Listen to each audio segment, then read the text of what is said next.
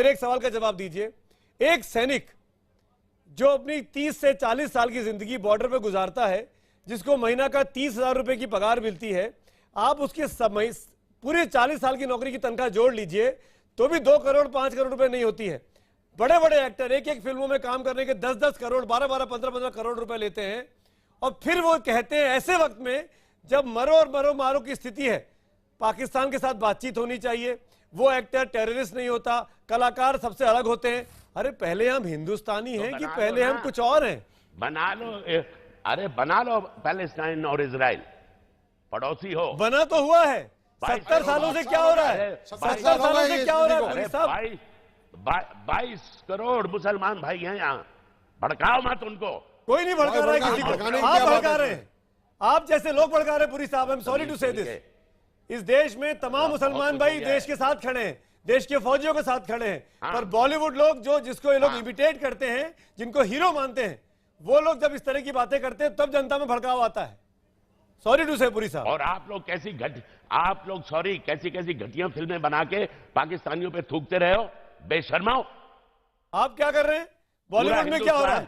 क्यों फवाद खान को नहीं बोलते हैं? आपकी क्रिटिसाइज करिए। मुझे फक्र है पुरी का क्यों नहीं कहते? माहिर को क्यों नहीं कहते? अली जाफर को क्यों नहीं कहते? राहत साहब को कि हिंदुस्तान के आवाम के साथ खड़े हो।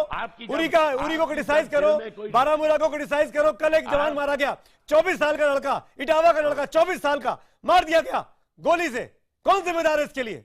हाँ तो कौन जिम्मेदार है पुरी साहब? हमने उसको फोर्स किया था कि फौज में जाओ, तो वो कौन जाएगा? फिर आप जाएंगे? आप मेरा थापर साहब का खून खोल रहे हैं आपकी बात सुन के। बड़ी आपकी इज्जत करते थे, फौज में था, बड़ी इज्जत करते थे, लेकिन ऐसी बात सुन के शर्म आती है। क्या हम हथियार रख दें?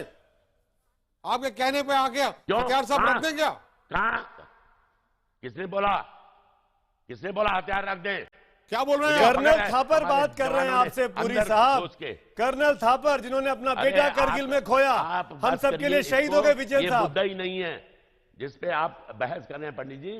पुरी साहब कीजिएगा, पुरी साहब, अपनी घर की पुरी साहब, पुरी साहब, उस बहादुर शहादत को आपने तौहीन की है कि किसने कहा था बंदूक उठाए? बताइए, ऐसे बात करेंगे आप? इतने बड़े कलाकार। ये जो आपने नाम बताए, इनमें से पूछा जाए कितने इनके रिश्तेदार फौज में थे कभी भी, ताकि वो अथॉरिटी के साथ बात तो कर सके कि जवान हथियार उठाए या ना उठाए। पुरी साहब आपसे पूछ रहे कर्नल थापर। फौज में मेरा बाप फौज में था, उसका नंबर था 195287। और उसके बाद भी आप ये बोल रहे हैं? पता नहीं, उसके बाद भी आप ये बोल रहे हैं कि उस फौजी को किसने कहा था कि शामिल हो जाए फौज में, बंदूक उठाए? वो हमारी रक्षा करने के लिए वहां पे था बीएसएफ के जवान यादव साहब। हाँ तो हम तो क्या कर रहे हैं? अरे इज्जत से बात करिए पुरी साहब, रिस्पेक्ट हिम प्लीज। हमें उन पे गर्व है। हाँ ऐसे बोलिए ना बात, ये ऐसे बोलिए ना, हमें ऐसे बोलिए। अरे आप बहुत बड़े एक्टर हैं, आपके बहुत बड़े लोग फॉलोअर हैं, आपकी बातें सुनकर लोगों का दिल टूटता है। चुप रहिए आप मुझे क्यों चुप करा रहे हैं? आप अपने आप सोच के बोलिए, आप क्या सोच के बोल रहे हैं पुरी साहब? आप सोच के बोलिए आप क्या बोल रहे हैं। आप पल पल में अपना बयान बदल रहे हैं। प्लीज पुरी साहब, ये पूछ रहा हूं, आप चाहते हो कि अरे नहीं पुरी साहब, क्या बीच में टोकते हो?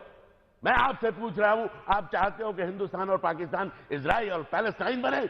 मैं बोल रहा हूं पुरी साहब, दोबारा बोलता हूं, तीसरी बार बोल रहा हूं कि इजराइल और पैलेस्टाइन बने हुए हैं। इस बात की क्या गारंटी है कि फवाद खान और ओमपुरी और मीरा खान या अमिताभ बच्चन या करण जौहर या कोई भी मिलके भारत पाकिस्तान को एक कर देंगे 70 साल पहले वाला?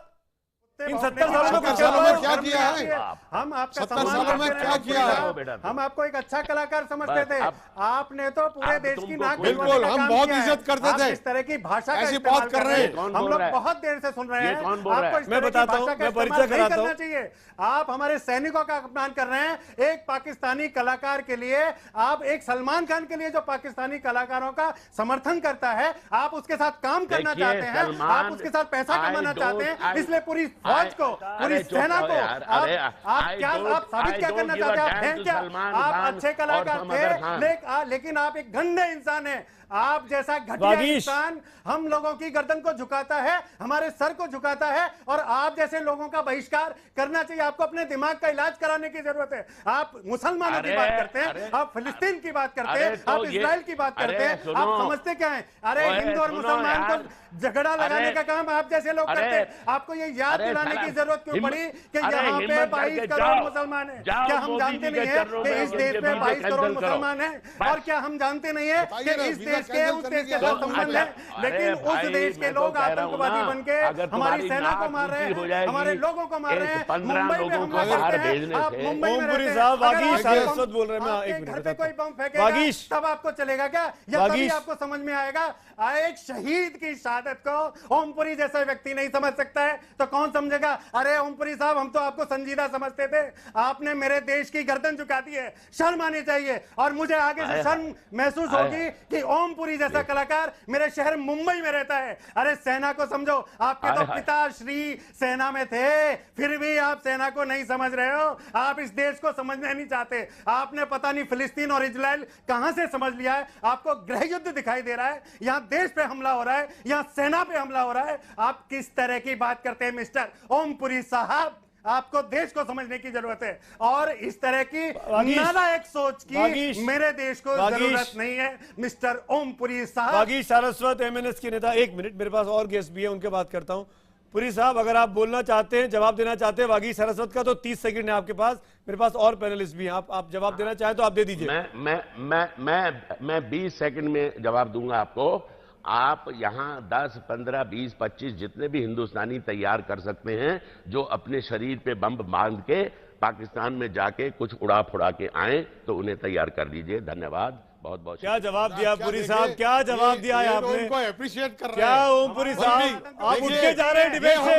हमारे देश के अंदर ऐसे लोग भी रहते हैं, ओमपुरी साहब के लिए बिक गए हैं। बिल्कुल, ओमपुरी साहब को उठ के जाना पड़ा इस डिबेट से, क्योंकि अब मैं माफी के साथ ओमपुरी का मैं बहुत इज्जत करता हूं एज एन एक्टर, जो but as a human being आज इन्होंने दिल ह्यूमन तोड़ा है। बॉम्ब्स हैं, पाकिस्तान के ह्यूमन बॉम्ब्स हैं, इनके हीरो हैं। बिल्कुल।